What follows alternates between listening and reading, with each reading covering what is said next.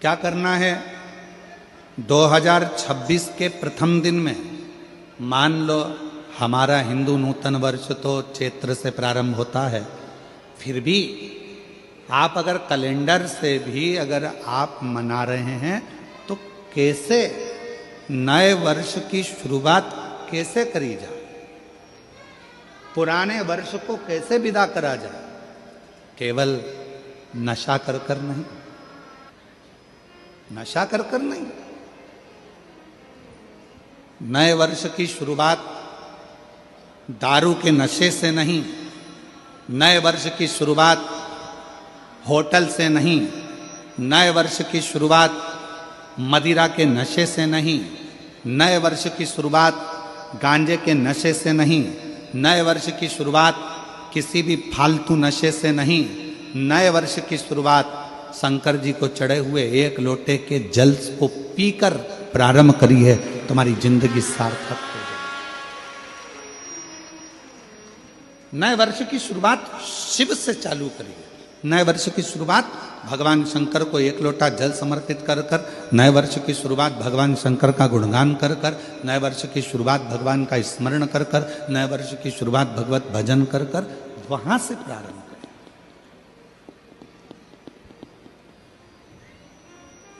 तो नूतन वर्ष।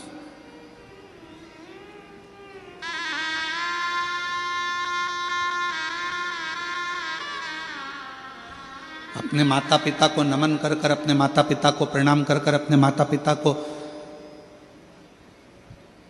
कुछ अच्छा उपहार देकर, अपने माता पिता को नमन कर कर अगर आप नूतन वर्ष की शुरुआत करते हैं तो आपकी जिंदगी सार्थक होती है।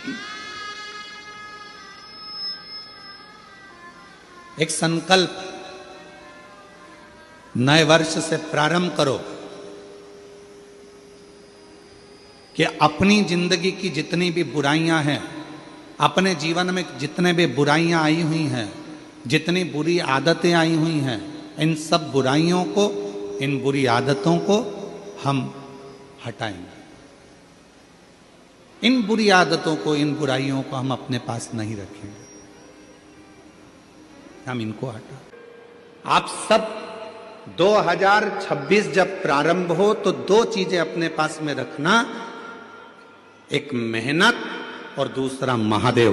अगर आपके पास में है तो आप 2026 में एक ना एक बार शिव पुराण की कथा जरूर करवा सकते हो। मेहनत और महादेव। आज व्यक्ति मेहनत से पीछे हट जाता है। शिव महापुराण की कथा कहती है, दुनिया में ऐसा कोई कुर्सी नहीं, ऐसा कोई सिंहासन नहीं, ऐसा कोई पद नहीं जिस पे तुम नहीं बैठ सकते हो।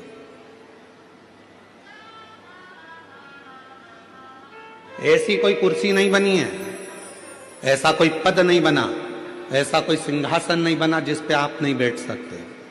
बस उस पे बैठने के लिए आपको दिन रात एक करना पड़ेगा, बहुत मेहनत करना पड़ेगी और साथ में महादेव को एक लोटा जल चढ़ाना पड़ेगा, तो वो कुर्सी आपके पास में आएगी जरूर,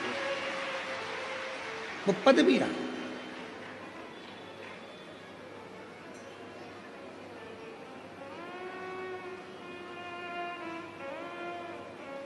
एक लाइन है, जो डर गया जम के बोलो वो मर गया। मेहनत से क्या डरना, विद्याध्ययन से क्या डरना, परिश्रम से क्या डरना।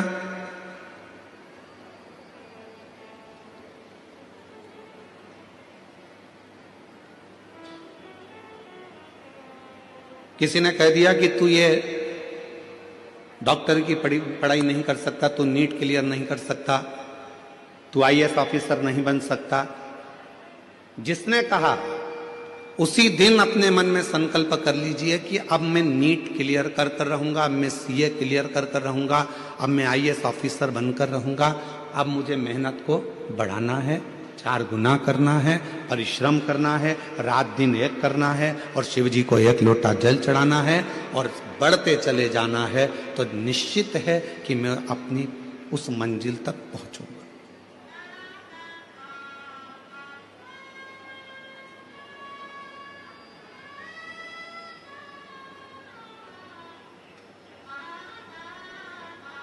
शिवपुराण करती क्या है? शिव महापुराण का कार्य क्या है? जो होश में है शिवपुराण उसमें जोश भरती है। किसको जोश भर रही है? जम के बोलो। जो होश में है। शिवपुराण क्या करती है? जो होश में है उसको जोश भरती है। होश कैसा? कई लोग होते हैं नशे में रहते हैं, उनको होश ही नहीं रहता। कोई धन के नशे में है, कोई सत्ता के नशे में है, कोई वैभव के नशे में है, कोई अपनी वाणी के नशे में है, कोई अपनी काया के नशे में है, कोई अहंकार के नशे में इतना चूर रहता है कि उसमें फिर होश नहीं रहता। उसमें होश नहीं रहता। इतना नशे में डूबा रहता है कि वो होश खो बैठता है, उसके अंदर होश नहीं रहता।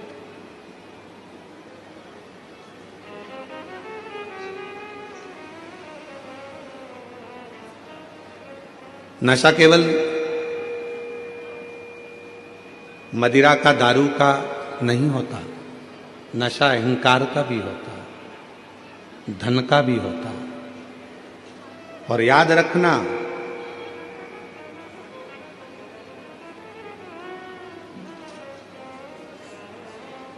पानी में डूबोगे तो बचने के सार हैं।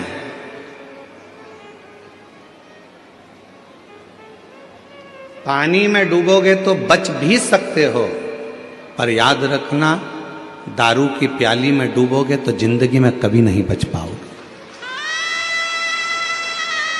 पानी में डूबने वाले को बचाया जा सकता है, पानी में डूबने वाले को रोका जा सकता है, पानी में डूबने वाले को थोड़ी सेफ्टी दी जा सकती है, पानी में डूबने वाले को बचाया जा सकता है, पर प्याली में डूबने वाले को बचाना कठिन हो जाता है, बहुत कठिन। और उससे भी ज्यादा कठिन है अहंकार के नशे में डूबने वाला व्यक्ति, अभिमत्ता में डूबने वाला व्यक्ति। शिव महापुराण की कथा कहती है कि रोटी तो कमाना उधर के रोटी कमाना सरल विषय है, रोटी कमाना कठिन विषय नहीं है, रोटी कमाना सरल विषय है। पर रोटी कमाना सरल है, पर रोटी को परिवार के साथ बैठकर, परिवार के साथ मिलकर, परिवार के साथ खाना कठिन विषय है, बहुत कठिन विषय है कि आप रोटी परिवार के साथ बैठकर खा सकें। ऐसे भी बक्से किस काम के कि कान लगाकर सुनना पड़ रहा हो।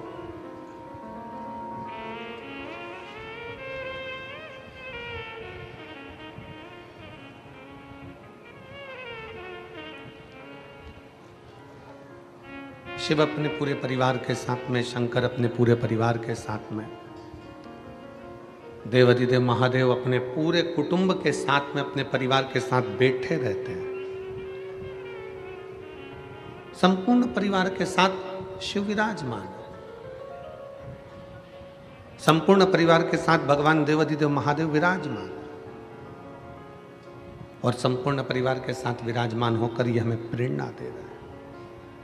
परिवार के साथ रहकर वो हमको प्रेरणा दे रहे हैं कि आप कहीं पर भी जाकर कमा सकते हो, आप कहीं पर भी जा सकते हो, कैसे भी कमाई कर सकते हो, कैसे भी कमाकर ला सकते हो। पर सबसे कठिन रोटी कमाना कठिन विषय नहीं है। शिव कथा कहती है कि परिवार के साथ में बैठकर पत्नी, बच्चे, माता, पिता, भाई, बंधु, इनके साथ बैठकर रोटी खाना कठिन विषय है। ये कठिन है।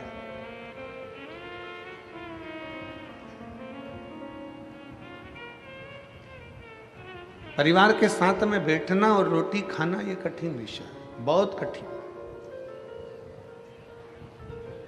जब बाल्यावस्था रहती है, शिव महापुराण की कथा कहती है कि बाल्यावस्था के समय पर, बचपन में, बाल्यावस्था में सब एक साथ बैठकर भोजन कर लेते हैं।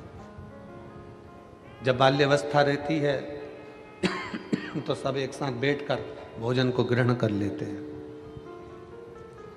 पर जब बचपन चला गया किशोर अवस्था भी जब चली गई, जब एक युवानी की अवस्था आई, जवानी की अवस्था आने पर, जवानी की अवस्था में सब कमाने के लिए यहां तहां चले जाते हैं। कौन है घर में?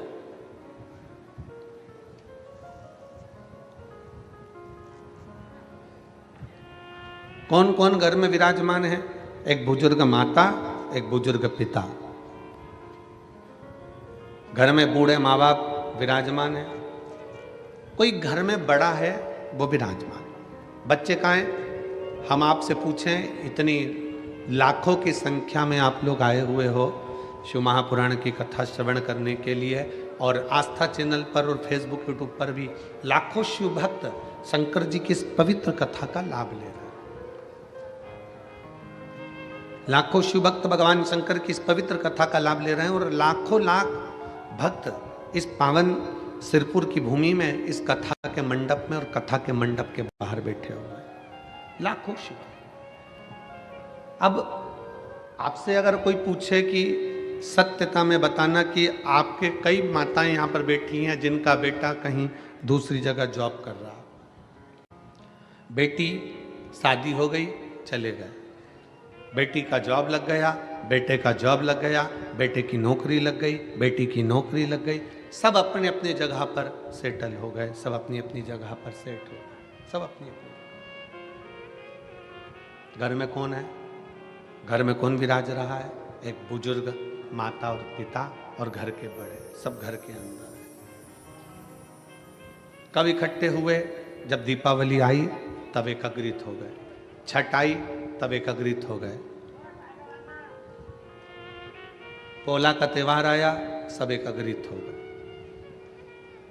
उसके सिवाय तो सब अपने अपने भ्रमण में लगे हुए हैं, अपने अपने घूमने में लगे हुए हैं, अपने कार्य में लगे हुए हैं। पर शिव महापुराण की कथा, भगवान शंकर की कथा, ये आपको और हमको प्रेरणा देती है। शिव महापुराण की कथा, भगवान शंकर की कथा आपको और हमको प्रेरणा देती है। शंकर की ये पवित्र कथा आप और हमको प्रेरणा देती है कि जैसे शंकर भगवान माता पार्वती के साथ विराजमान है, जैसे शंकर भगवान अपने पुत्र श्री गणेश जी महाराज के साथ विराजमान है, जैसे शंकर भगवान अपने पुत्र कार्तिकेय जी के साथ विराजमान है, जैसे शंकर भगवान अपने सखा मान लो, शिव का अंश मान लो, शंकर का सारथी मान लो, नंदी के रूप में विराजमान है, उसी तरह शिव महापुराण की कथा कहती है कमाओ मना नहीं है, खूब कमाओ मना नहीं, पर शिव पुराण की कथा कहती है कि कुछ समय ऐसा निकालो कि आप अपनी पत्नी, अपने बच्चों और अपने परिवार के साथ बैठकर 2 रोटी चैन की खा सको, तो समझना कि तुम्हारा कमाना सार्थक है। तो तुम समझो कि तुम्हारा कमाना सार्थक है। और मैंने तेरे ही भरोसे बाबा, तेरे ही भरोसे हवा विच उड़ती जावांगी बाबा, गोर तो छड़ी ना में कटी जावांगी, भोले मैं तेरी पतंग, शंभू मैं तेरी पतंग, हवा विच उड़ती जावांगी बाबा, डोर तो छड़ी ना में कटी जावांगी। कमाने की मना नहीं, खूब कमाओ। जाने की मना नहीं, खूब जाओ। नौकरी करने की मना नहीं, खूब नौकरी करो, बल्कि तुम और 4 चौगुनी उन्नति करो। धन वैभव की मना नहीं है, धन संपदा वैभव तुम्हारे यहाँ 10 गुना बढ़े। अभी जितना है तुम्हारे घर में, मेरा भोलेनाथ कुबेर भंडारी तुम्हारे यहाँ इतना भंडार भर दे कि तुम्हारा आनंद ही आनंद हो जाए, कोई मना नहीं। सब कुछ तुम्हारे यहाँ हो जाए, गाड़ी भी हो जाए, बंगला भी हो जाए, सामान भी हो जाए, दौलत भी हो जाए, बहू भी आ जाए, पोता पोती भी हो जाए, नानी भी बन जाओ, दादी भी बन जाओ, सब कुछ हो जाए। पर एक निवेदन है, ये सबके साथ में एक बाबा ऐसी भी कृपा करना कि हमारा पूरा परिवार एक जगह पर बैठकर भोजन करे और सब स्वस्थ और खुश रहे।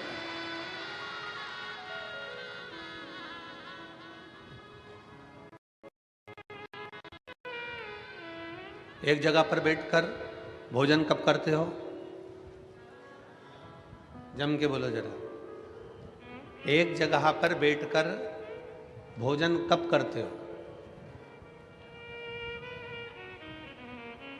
घर में त्योहार होता है जब? अरे बोलो, जम के बोलो जरा। तब बोलो तो जरा। शिव महापुराण की कथा कहती है एक जगह पर बैठकर सब भोजन कब करते हैं? त्योहार होता है तब नहीं। एक साथ बैठकर पूरा घर भोजन तब करता है जब सबका दिल मिलता है। दिल नहीं मिलता तो त्योहार भी फीका रहता है।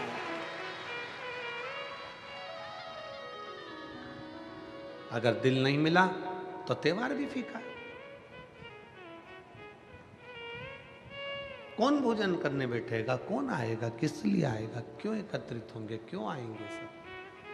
सब एकत्रित हुए हैं मतलब सबका हृदय मिला है, सबका दिल मिला है, सबका हृदय एकत्रित हुआ है, मिल गया।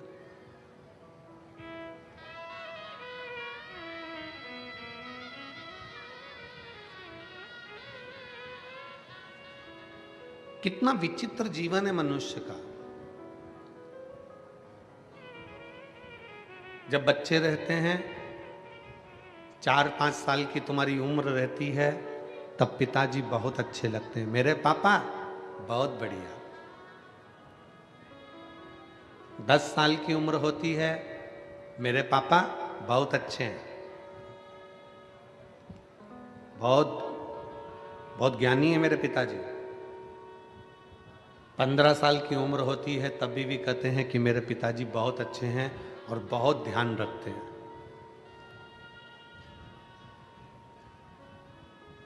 18 साल की उम्र आती है तब बच्चे कहते हैं पापा तुम आज के समय में जीना नहीं जानते।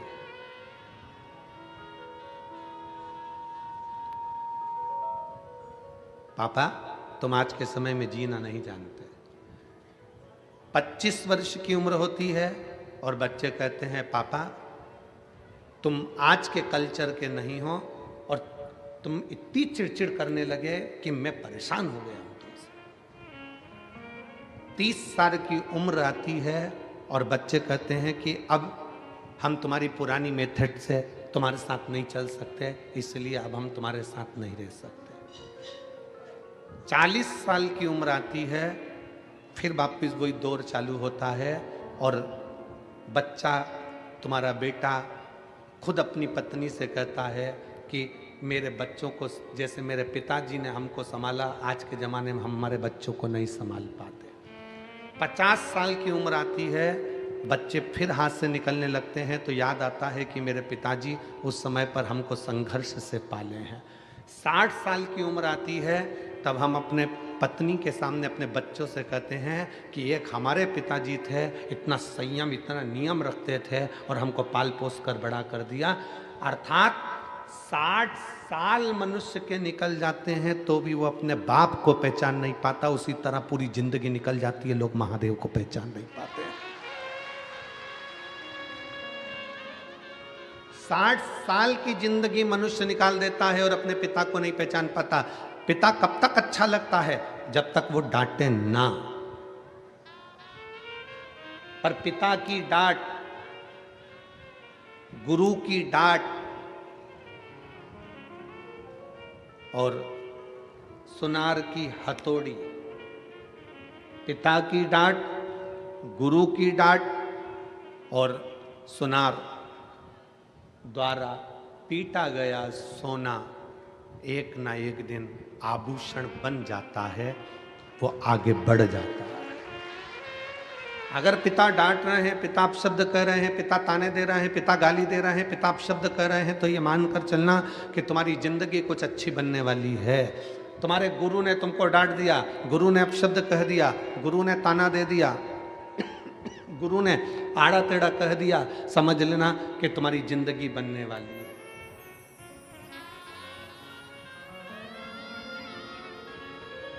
सुनार सोने को पीट रहा है, कूट रहा है, तो समझ लेना कि सोना आभूषण बन गया। तुम्हारी जिंदगी बनने में पिता की डांट बहुत जरूरी है।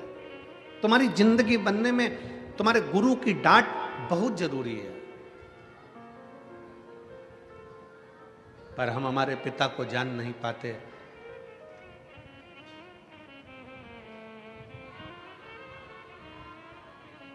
परमात्मा जब एक बच्चे को मां की गर्भ में भेजता है ना, परमात्मा जब एक बच्चे को मां के गर्भ में भेजता है, एक जीव को मां के गर्भ में भेजता है, तो जिसको भेजता है वो बच्चा घबराता है।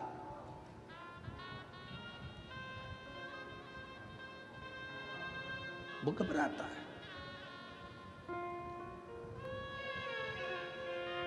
अच्छा, तुम जितने बैठे हो ना, तुम में से किसी व्यक्ति को अकेले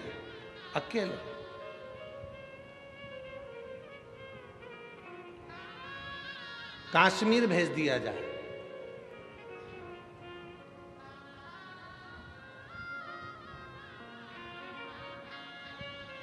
या बांग्लादेश भेज दिया जाए, बोलो जम के घबराओगे कि नहीं घबराओगे?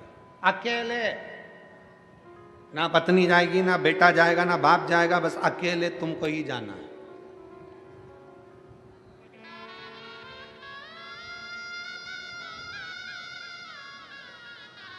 केवल स्वयं को जाना। बोलो घबराहट होगी कि नहीं होगी? जम के तो बोलो जरा।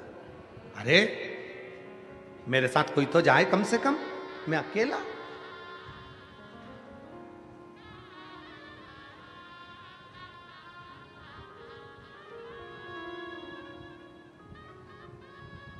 एक पिता अपने बच्चे को लेकर हर छुट्टी में दादा दादी के यहां जाता था। दुकान पर काम ज्यादा हो गया, ऑफिस में काम ज्यादा हो गया, तो पिताजी ने अपने बेटे से कहा कि इस साल हम हमारी मां के घर नहीं जाएंगे। बच्चा रोने लगा, बेटा रो रहा, और बेटा रोते रोते बोला, पापा मुझे तो दादी के घर जाना है, मतलब जाना। पति ने अपनी पत्नी से कहा, तुम बच्चों को लेकर दादी के घर चली जाओ। नहीं, मैं नहीं जा सकती आपको छोड़ के, आपको अकेला छोड़ के कहां जाऊंगी? बेटा कहने लगा, पापा मेरे को दादी के घर जाना है, मैं अकेला चले जाऊंगा। पिताजी ने कहा, ठीक है, हम ट्रेन में बिठा देंगे, वहां दादी को फोन लगा देंगे और वो तुझे उतार लेगी, तेरे चाचा तेरे दादा वहां उतार लेंगे, ठीक है जा। पिताजी ने ट्रेन में बच्चे को सीट पर बिठाया, और सीट पर बिठाने से पहले बच्चे को एक पत्र लिखा, और पत्र लिखकर बच्चे की जेब में डाल दिया, और जेब में डालकर कहा, बेटा सुनो, तुम ट्रेन में बैठोगे, जब तुम्हें डर लगे, जब तुम्हें भय लगे, घबराना नहीं, इस पत्र को निकालना, पढ़ना और फिर वापस जेब में रख लेना, फिर तुम्हें डर नहीं लगेगा। हो, इस पत्र को पढ़ लेना, हो, चिंता मत करना, जाओ अकेले। बेटे को ट्रेन में बिठा दिया, ट्रेन चलना चालू हो गई। 5 घंटे का रास्ता था लखनऊ का। अब वो 5 घंटे का रास्ता काटता बच्चा ट्रेन में बैठा। 2 घंटे बाद बच्चे की आंख में आंसू आने लगा। सीटों पर आसपास बहुत गंदे गंदे लोग बैठने लगे। कोई बीड़ी सिगरेट पी रहा है, कोई तंबाकू खा रहा है, कोई भयंकर दिख रहा है। बच्चे को भय लगने लगा, बच्चे को डर लगने लगा। अकेला हूं, भय लग रहा था। बच्चे की आंख में आंसू आए। उसने, पापा ने कहा था कि तेरी जेब में एक पत्र दे रहा हूं, तू पढ़ लेना जब डर लगे। बच्चा भयभीत हुआ, उसने पत्र निकाला जेब में से। पत्र पढ़ते से ही उस पत्र में लिखा था, तू चिंता मत कर, तेरे पीछे वाले कोच में, डब्बे में मैं बैठा हूं। पिता ने पत्र में लिखकर रखा था कि तू चिंता मत कर, तेरे पीछे वाले ट्रेन के डब्बे में मैं बैठा हूं, तेरे पीछे मैं बोगी में बैठा हुआ हूं। बच्चे ने पत्र को जेब में रख लिया। अब बच्चा घबराता नहीं है, अब बच्चा रोता नहीं है, क्योंकि उसको मालूम है मेरा बाप, मेरा पिता मेरे पीछे वाले डब्बे में बैठा है। उसी तरह मेरा विश्वनाथ, मेरा कुबेरेश्वर महादेव, मेरा ओघड़दानी महाकाल राजा भी जन्म देने से पहले, तुमको पृथ्वी पर भेजने से पहले कह देता है चिंता मत करना, मैं तेरे पीछे खड़ा हूं, तू आगे बढ़ता रहना। चिंता करने की जरूरत नहीं है, मैं स्वतः तेरे साथ में हूं, मैं स्वयं तेरे साथ चल रहा हूं, मैं स्वयं तेरे नजदीक में हूं। तुझे चिंता करने की जरूरत नहीं, तुझे भय होने की जरूरत है। और हम अकेले नहीं, हम शंकर के साथ में, शंकर हमारे पीछे कदम से कदम मिलाकर चल रहा है, शंकर हमारे साथ में कदम से कदम मिलाकर आगे बढ़ रहा है। हम अकेले नहीं हैं। हम तो बाबा के भरोसे चलते हैं, हम तो बाबा के भरोसे चलते हैं। ये दुनिया वाले जलते हैं, ये दुनिया वाले जलते हैं। हम तो बाबा के भरोसे चलते हैं, डमरू बाबा वाले के भरोसे चलते हैं। हम उसके आश्रित होकर चल रहे हैं, हम उसके बल पर आगे बढ़ रहे हैं, उसके आश्रित होकर हम चल रहे हैं। बाप जैसे बेटे को एक पत्र लिख कर दे देता है कि भय लगे तब, जब डर लगे तो इस पत्र को पढ़ लेना, उसी तरह शिव महापुराण की कथा कहती है जब भय लगे जिंदगी में, तुम्हें दुख और तकलीफ आए, तो यह पत्र शिव महापुराण ने भी दे दिया। श्री शिवाय नमस्तु, श्री शिवाय नमस्तु, एक पत्र दे दिया।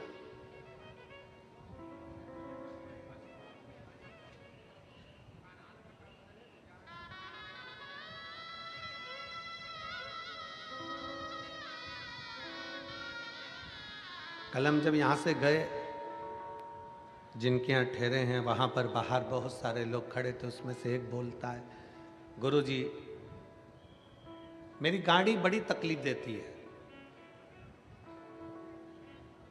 अब मेरी पुरानी गाड़ी बेच के मैं नई ले लूं क्या?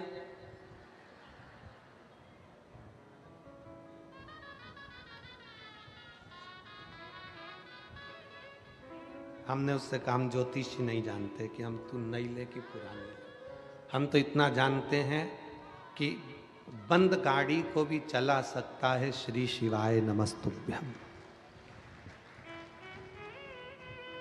तेरी बंद गाड़ी के ऊपर भी अगर तूने दिल से लिख दिया श्री शिवाय नमस्तुभ्यम, तेरे ऑटो के ऊपर भी लिख दिया श्री शिवाय नमस्तुभ्यम, तेरी मोटरसाइकिल पर भी लिख दिया श्री शिवाय नमस्तुभ्यम, तो ये हमारा विश्वास कहता है कि वो अटकेगी नहीं, बढ़ ही जाएगी, आगे निकल ही जाएगी। इतना विश्वास शंकर देते हैं शिव महापुराण की विद्येश्वर संहिता में कि ये मैं जो दे रहा हूं ये साधारण नहीं है, मैंने लिखकर पर्ची तेरी जेब में डाल दी।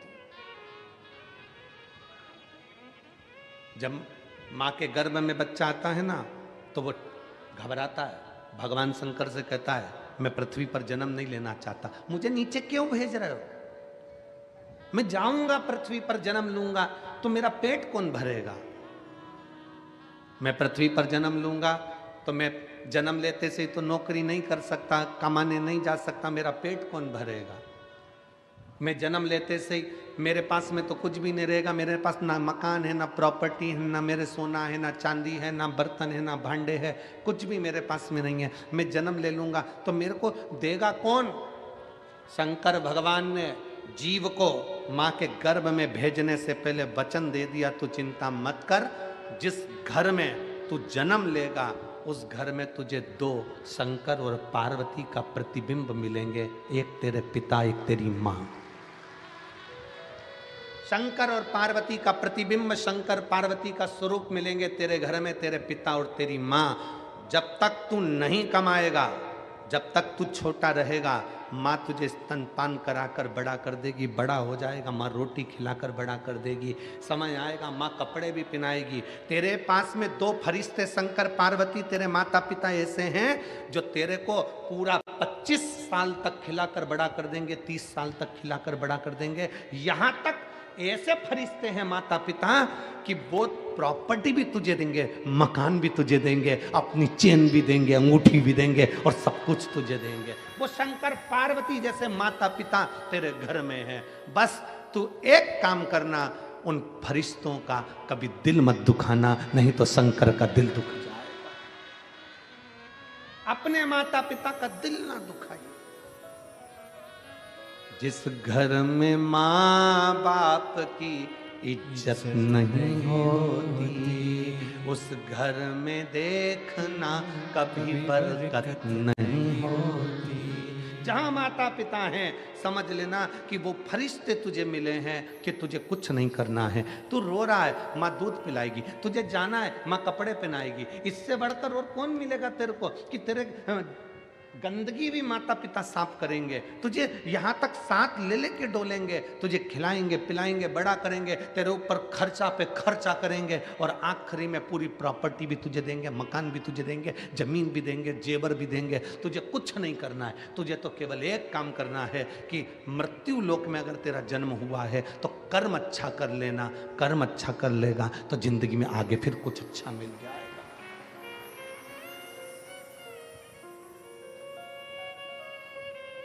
सिरपुर महाराष्ट्र की इस पवित्र कथा में 12-12 घंटे लगातार भोजन भंडारा चल रहा है। 12 घंटे लगातार।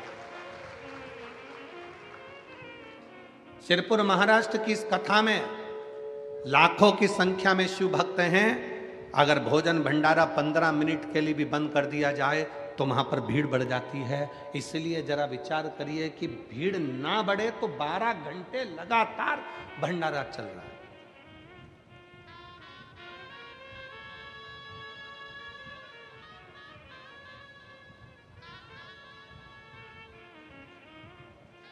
और मैं भंडारा चलाने वालों से विनती करूंगा, आप अपने दिल पर हाथ रखकर बोलना, भंडारे में चलाने वाली मां अन्नपूर्णा, चलाने वाला मेरा कुबेर महादेव, कुबेरेश्वर महादेव भंडारी बैठा हुआ है। जितना आप खिलाओगे मेरा भोले बाबा दूसरे दिन उतना और दुगना लाकर भर जाएगा और भंडारा चलाता है। रीत है कुबेरेश्वर महादेव की। सीहोर में आने वाला शिव भक्त जब भगवान शंकर के कुबेरेश्वर धाम पर पहुंचता है, कुबेरेश्वर धाम पर पहुंचता है तो हम उसको एक ही बात कहते हैं, यहाँ पर तुम आए हो, इतना विश्वास मानकर चलना कि कुबेरेश्वर बाबा क्या देता है ये उसको ही मालूम।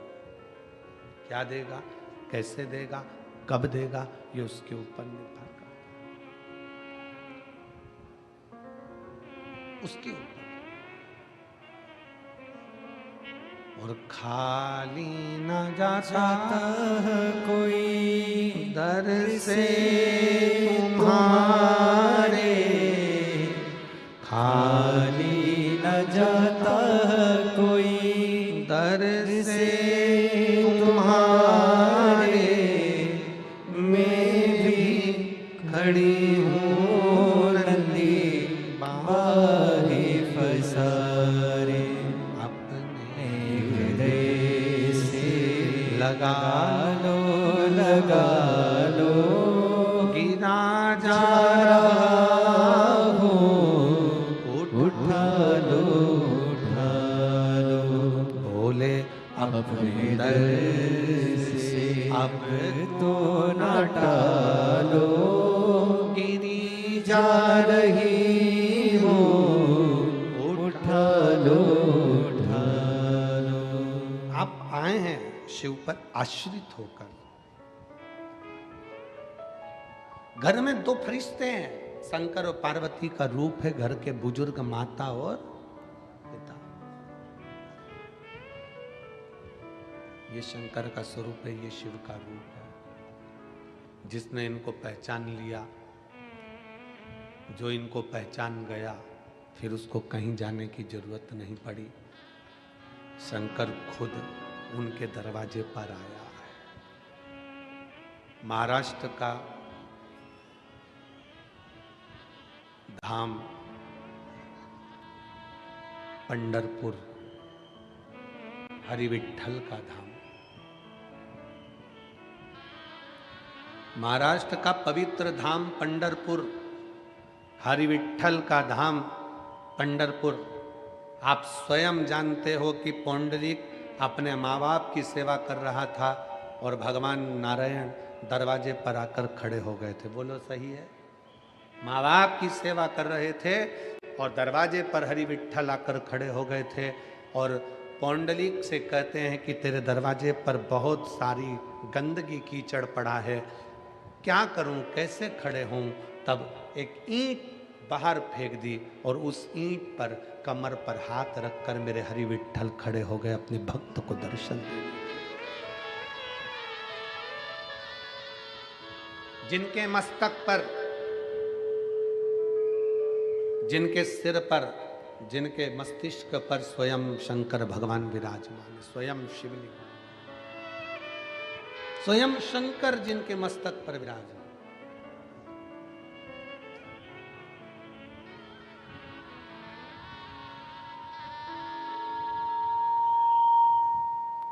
स्वयं शिव जिनके मस्तक पर विराजमान। अगर माता पिता की सेवा आप कर रहे हैं, माता पिता को श्रेष्ठ मान रहे हैं, माता पिता को श्रेष्ठता दे रहे हैं, तो शिव आपके मस्तक पर है, आपके नजदीक में, आपके करीब में। उसको पहचानने में देरी ना करें। शिव महापुराण की कथा कहती है, रोटी कमाना सरल है पर रोटी परिवार के साथ में बैठकर खाना, जम के बोलो, कठिन है। अगर आपका पूरा परिवार एक जगह पर बैठकर, एक साथ बैठकर भोजन कर रहा है तो समझ लो कि दुनिया के सबसे सुखी व्यक्ति आप हो, सबसे सुखी। पानी में गिरने से कोई मरता है? जम के बोलो जरा, मरता है कि नहीं मरता? तालाब में कोई गिर गया, समुद्र में कोई गिर गया, नदी में कोई बड़ी नदी है, पानी से लबालूम हो रही है, सरोवर है, कुंड है, तालाब है, कुआं है, कोई गिर गया, मरेगा कि नहीं मरेगा? जम के तो बोलो, मरेगा। पर ईमानदारी से बोलो जरा, पानी में गिरने से कोई मरता है? शिव महापुराण की कथा कहती है पानी में गिरने से कोई नहीं मरता, पानी में गिरने से नहीं मरता। शिव पुराण की कथा कहती है उसको तैरना नहीं आता इसलिए मरता है। पानी में गिरने से कोई नहीं मरता, मरता कब है? जब उसको तैरना नहीं आता। पानी में गिरने से क्या मरेगा? तैरना आता तो मरता क्या? पानी में गिरने से कोई नहीं मरता, मरता वो है जिसको तैरना नहीं आता। उसी तरह संसार में सब जन्म लेते हैं, परिवार में सब आते हैं, दुख सबकी जिंदगी में आता है, समस्या सबके जीवन में आती है, कष्ट सबके जीवन में आता है, पर पार वही उतरता है जिसको संसार सागर से तैरना आता है। दुख से परे, समस्या से दूर। आप सारी समस्या से निपटने के लिए आपने एक बल उत्पन्न कर लिया, सारी समस्या का हल एक लोटा जल। एक लोटा जल आप शंकर जी को समर्पित कर रहे हो, शिव जी को एक लोटा जल चढ़ा रहे हो, शंकर भगवान को एक लोटा जल चढ़ा रहे हो। इससे बड़ा बल तुम्हारे भीतर आ गया कि अब मेरे, जैसे वो बच्चे से जेब में पत्र रख दिया कि तुम चिंता ना करो कि मैं पीछे बैठा हूँ, उसी तरह ये सारी समस्या का हल एक लोटा जल, ये व्यक्ति को वो बल दे दिया कि तुम चिंता मत करो, तुमने एक लोटा जल चढ़ाया है, महादेव तुम्हारे साथ कदम से कदम मिलाकर चल रहा है, क्यों चिंता करो। एक पत्र है,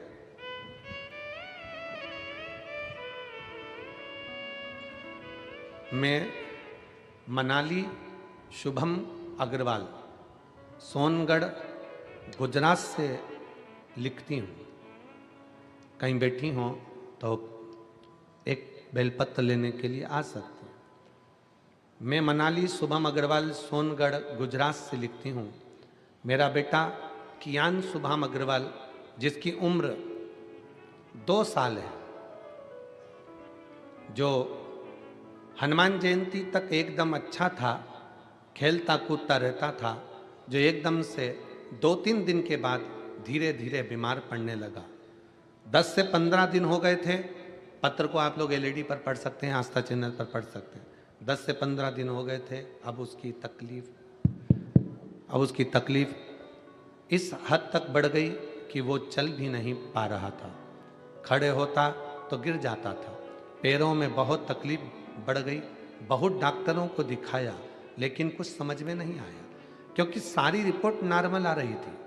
सूरत के डॉक्टर ने एडमिट किया, एमआरआई, ब्लड रिपोर्ट सब कुछ नॉर्मल था, लेकिन कियान चल भी नहीं पाता था और गिर जाता था। ज़्यादा कंडीशन खराब हो गई। अब वो एक कदम भी नहीं चल पा रहा। मेरी सास ने मुझे 5 पशुपतिनाथ के व्रत का वर्णन बताया। जैसे ही पशुपतिनाथ के व्रत का वर्णन बताया, मैं करने के लिए तैयार हुई, पर 2 दिन बाद एक रिपोर्ट आई। रिपोर्ट में मालूम पड़ा कि मेरे बच्चे को जीबीएस पॉजिटिव आया है। जीबीएस की बीमारी एक ऐसी बीमारी है जिसमें पाँव से चालू होती है, जिसमें पाँव काम करना बंद कर देता है। पाँव से धीरे धीरे हाथ काम करना बंद कर देता है, शरीर का धड़ काम करना बंद कर देता है, मस्तिष्क काम करना बंद कर देता है। फिर धीरे धीरे उसको सुनना, बोलना सब में तकलीफ होने लगती है। मेरा बच्चा पलंग पर ही पड़ा रहता, ना उठ पाता, ना बैठ पाता, ना चल पाता, गिर जाता। परेशान हो गई। बच्चे को इस हालत में देखकर डॉक्टर कहता है कि 10 लाख बच्चों में से किसी एक बच्चे को ये वाली बीमारी होती है। हम परेशान हो गए। तब हमारी बहन ने कहा, तुम चिंता मत करो, मैं सीहोर जाती हूँ, वहाँ से रुद्राक्ष लाती हूँ। सीहोर गई, वहाँ से रुद्राक्ष लाई। हॉस्पिटल में इलाज चलता रहा, पर डॉक्टर ने कहा इसका इलाज का कोई हल नहीं है। बच्चे को हम घर ले आए। डॉक्टर ने मना कर दिया कि इसका कोई हल है ही नहीं, ये बच्चा ये बीमार रहेगा, उठ नहीं पाएगा। तब हमने रुद्राक्ष का जल लाकर तांबे के कलश में गलाकर शिव जी को चढ़ाना प्रारंभ करा। 3 महीने लगातार हम शंकर भगवान को जल चढ़ाते और वो पिलाते। थेरेपी चालू करवा दी और फिजियोथेरेपी कराते। थेरेपी के साथ में उसको जल पिलाते। अब तो इतना तकलीफ रहने लगा कि उसके शरीर पर भी हम जल लगा देते। करते करते हम 3 महीने निकाल दिए और बाबा ने ऐसी कृपा करी गुरुदेव कि हमने हमारे बच्चे को धीरे धीरे श्री शिवाय नमस्तुभ्यम बोलना सिखाया। जब बच्चे को श्री शिवाय नमस्तुभ्यम बोलना सिखाया, बेलपत्र उसको खिलाना सिखाया, जल उसको पिलाना सिखाया, आज मेरा बेटा वापिस खड़ा हो गया और चलने भी लगा। और डॉक्टर, फिजियोथेरेपी वाले डॉक्टर कहते हैं ये जादू कैसे हो सकता है, इस तरह के बच्चों को ठीक होते कभी नहीं देखा।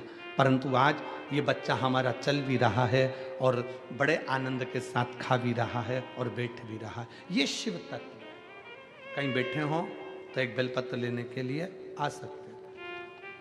मैं मनाली शुभम अग्रवाल सोनगढ़ गुजरात से हूँ। मेरा बेटा कियान शुभम अग्रवाल, ये पत्र है, 2 साल का है, जिसको जीबीएस पॉजिटिव आया था। शिव पर आश्रित, शंकर पर आश्रित, एक विश्वास शंकर के प्रति जागृत करिए।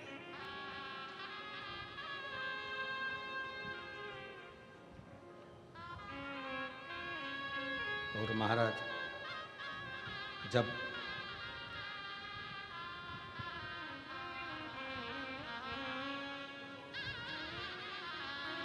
हम एक भरोसा अपने भीतर शंकर के प्रति जागृत करते हैं तो शिव हमारे करीब में आता चले जाता है। अजय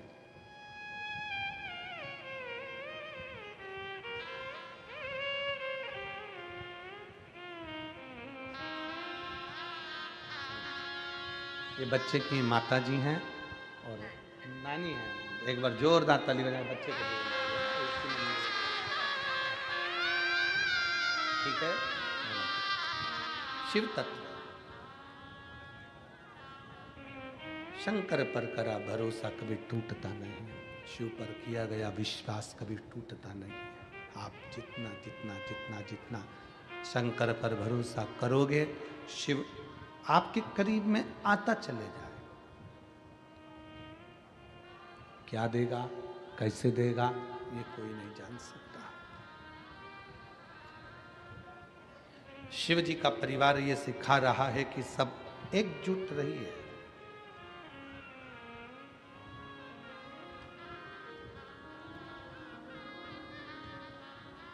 परिवार को छोड़ने की जरूरत नहीं है शंकर को भजने के लिए।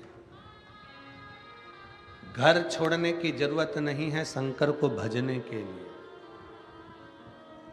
वस्त्र आभूषण छोड़ने की जरूरत नहीं है शंकर को भजने के लिए। शिव को भजने के लिए तो केवल एक चीज आपको छोड़ना है, और वो है आपके भीतर का अहंकार। अहंकार गया, शिव मिल गया। शंकर अहंकार के बल छोड़ते ही प्राप्त हो जाता है। अभिमान गया और शिव मिला।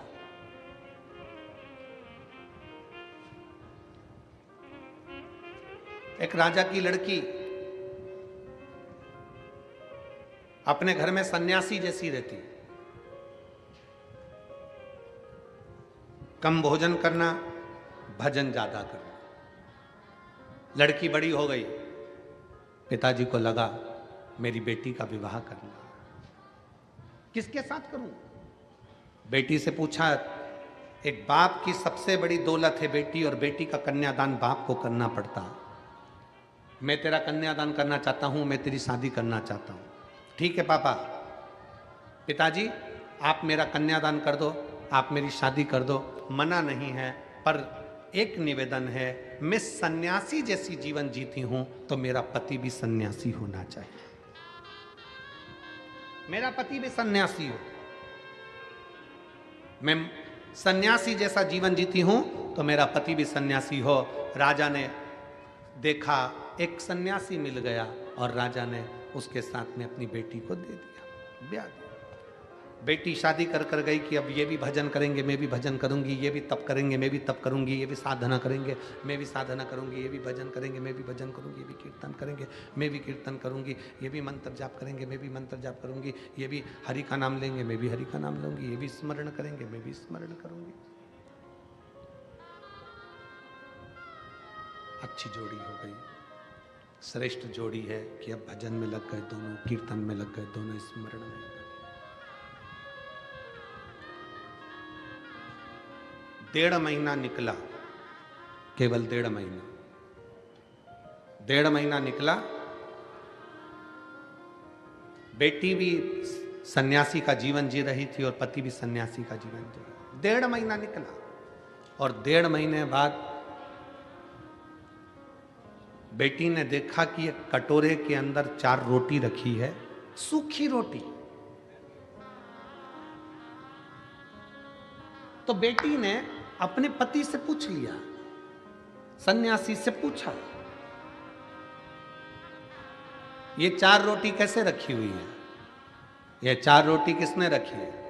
सन्यासी बोले, ये रोटी मैंने रखी है। क्यों? कल अगर कहीं से अन्न नहीं मिला, कल के लिए ये रोटी, रूखी सूखी रोटी मैंने रख दी। पत्नी अपने पति के हाथ जोड़ ली, हाथ जोड़।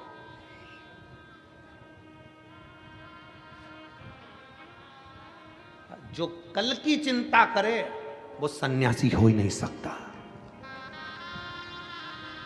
जो कल की चिंता कर रहा है वो सन्यासी कैसे हो सकता है? सन्यासी तो वो होता है जो कल की क्या, एक पल की चिंता ना करे। हम तो बाबा के भरोसे चलते हैं, हम तो बाबा के। कल एक वीडियो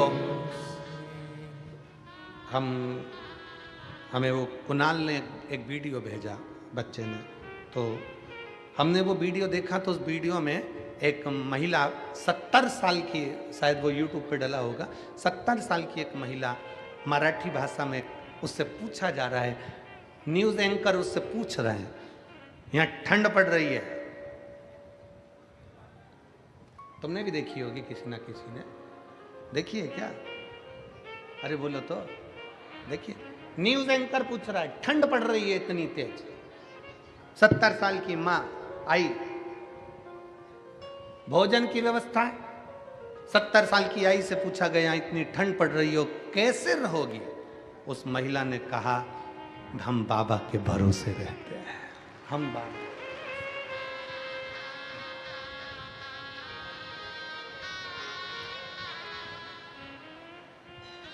कल की चिंता भी ना करें,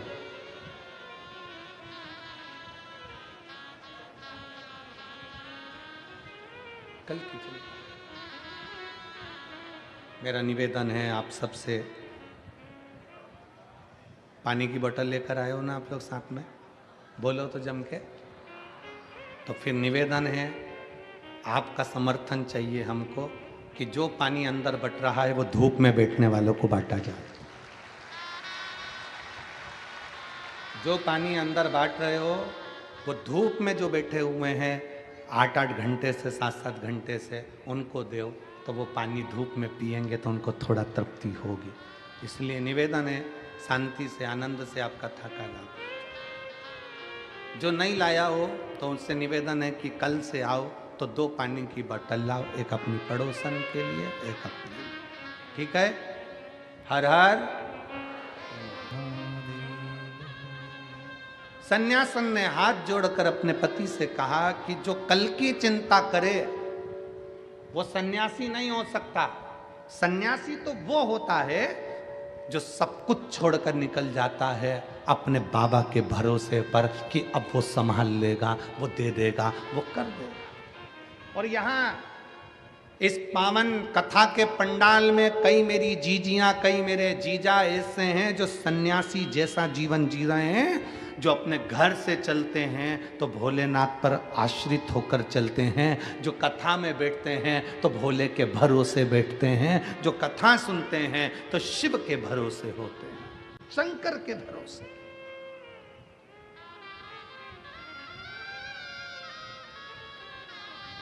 उनकी आश्रितता ही शिव है।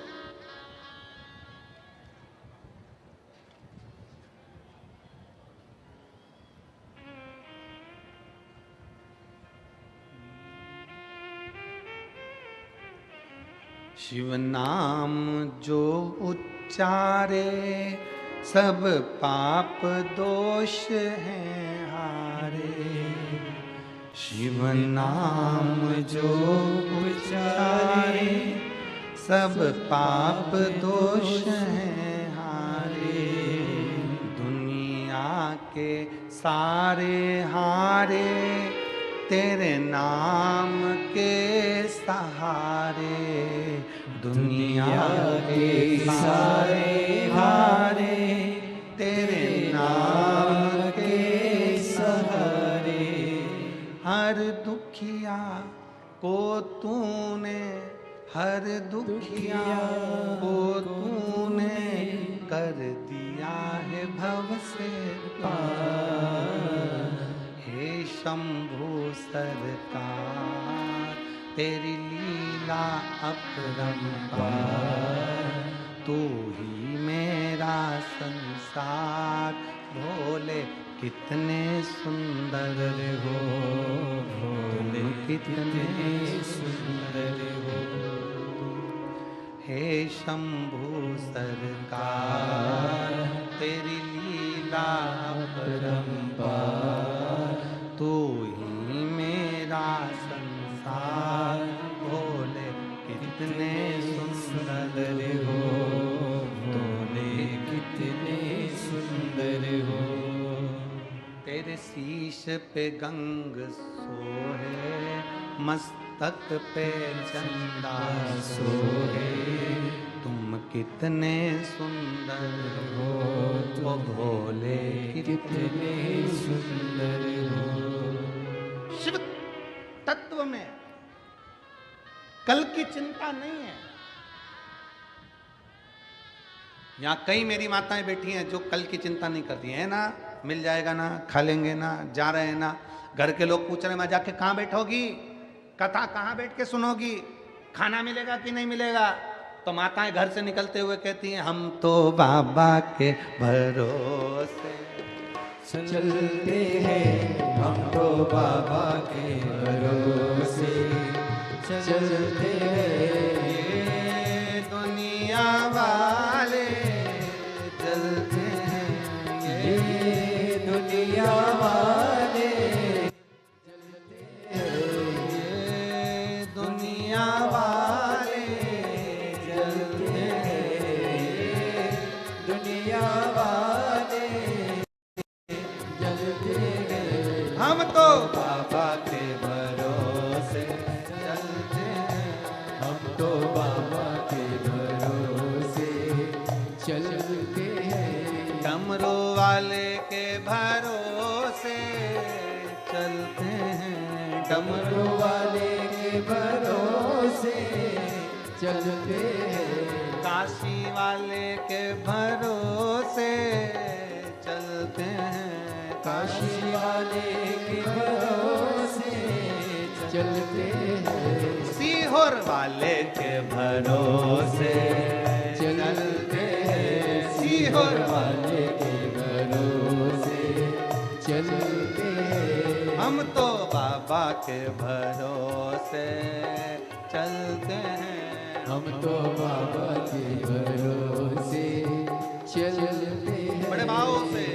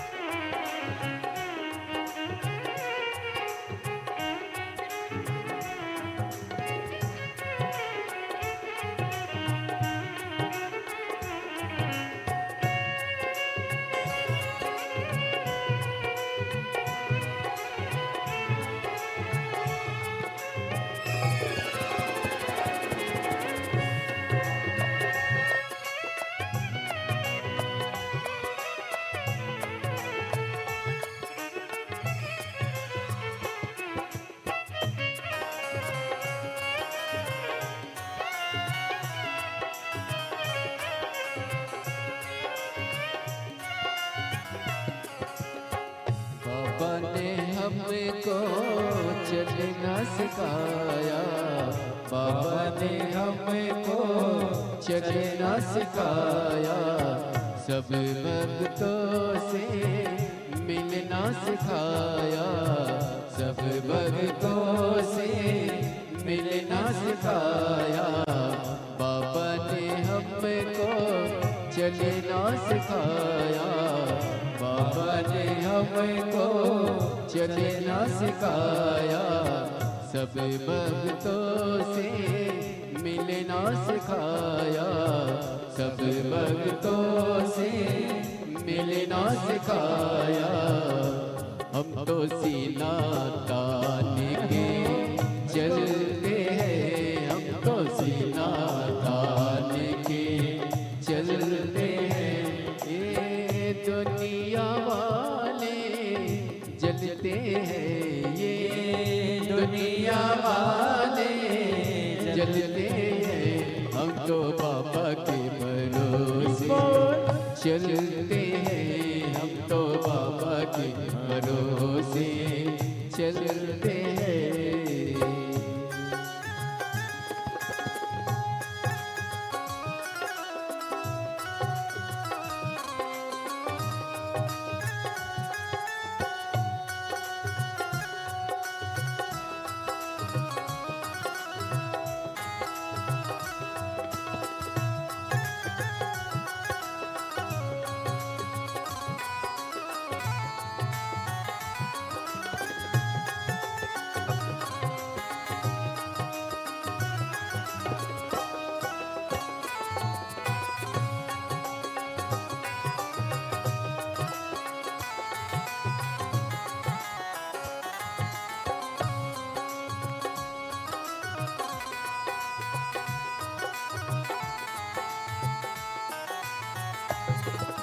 शंभो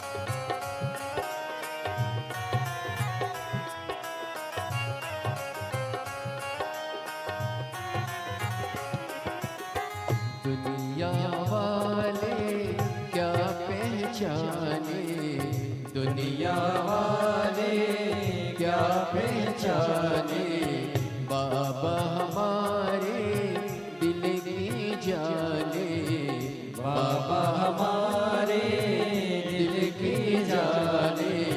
दुनिया वाले क्या पहचाने, दुनिया वाले क्या पहचाने, बाबा हमारे दिल की जाने, बाबा हमारे दिल की जाने। इनके नाम से संकट टलते हैं, इनके नाम से संकट टलते हैं। ये दुनिया वाले चलते हैं, ये दुनिया वाले जलते हैं।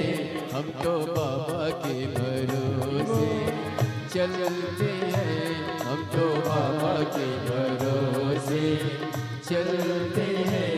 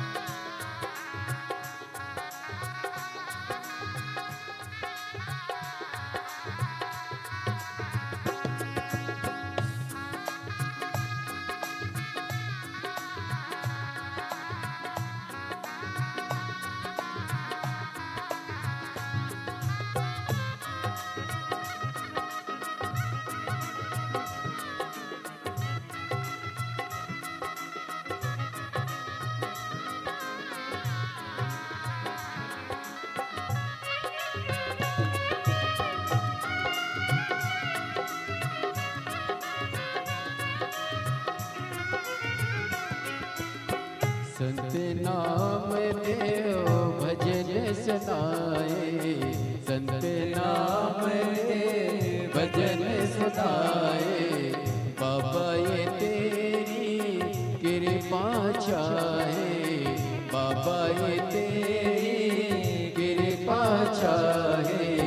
संत नाम देव भजन सुनाए, संत नाम देव भजन सुनाए।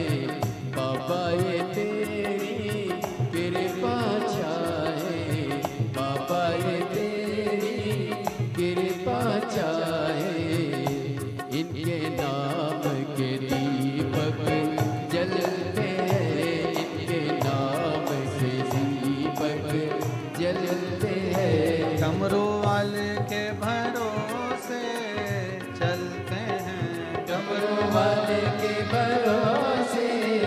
चलते हैं। काशी वाले के भरोसे चलते हैं। काशी वाले के भरोसे चलते हैं।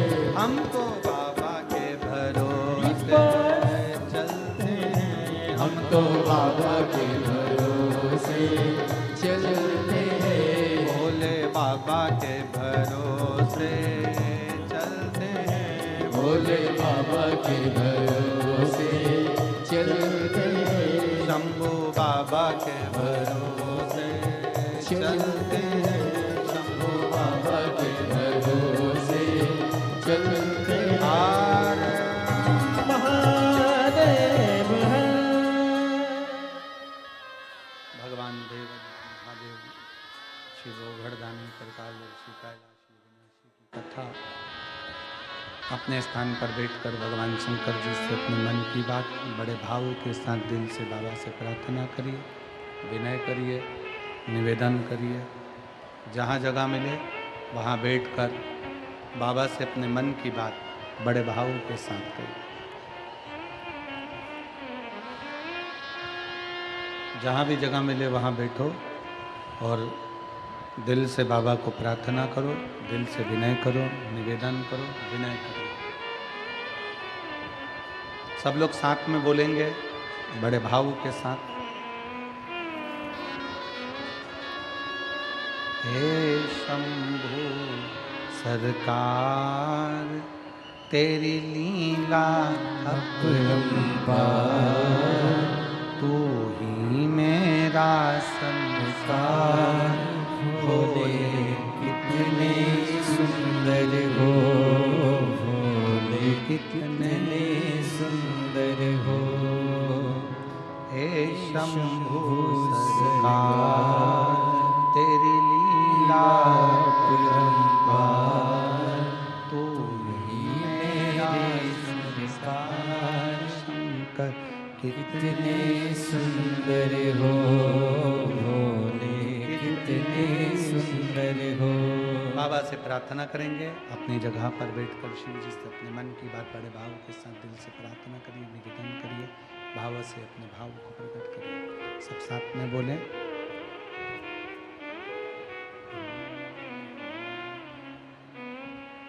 श्री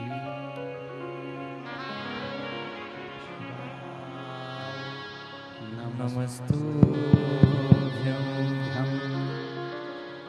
श्री शिवाय नमस्तुभ्यं श्री शिवाय नमस्तुभ्यं श्री शिवाय नमस्तुभ्यं शिवाय नमस्तुभ्यं। भोला सब दुख काटो हमारा, भोला सब दुख काटो हमारा। शिव शंकर जपो तेरी माला, भोले बाबा जपो तेरी माला। भोला सब दुख काटो हमारा, भोला सब दुख काटो हमारा। मंगल मंगलकारी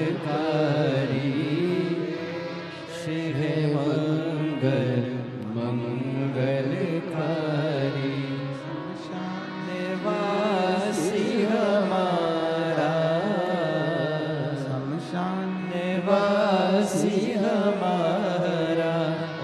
भोला सब दुख काटो हमारा, भोला सब दुख काटो हमारा।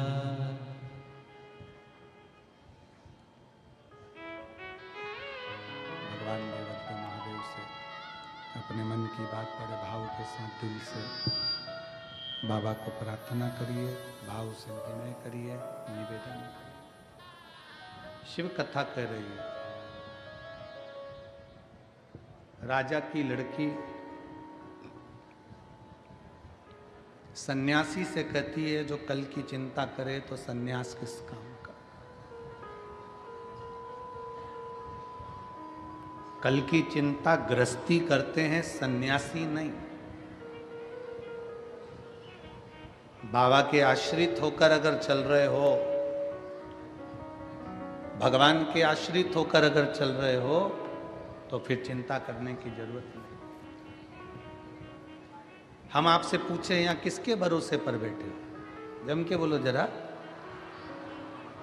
उस भोलेनाथ जी की भरोसे पर बैठे हो ना, भगवान शंकर के भरोसे पर बैठे हो, शिव जी के भरोसे पर बैठे हो, किसी दूसरे के भरोसे पर तो तुम नहीं बैठे हो, किसी दूसरे के आश्रित होकर तो नहीं बैठे हो।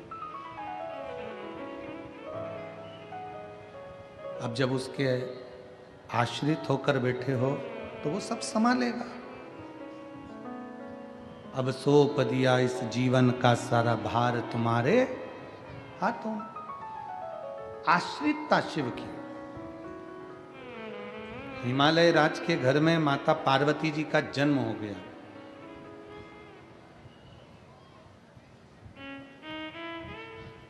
पांच वर्ष की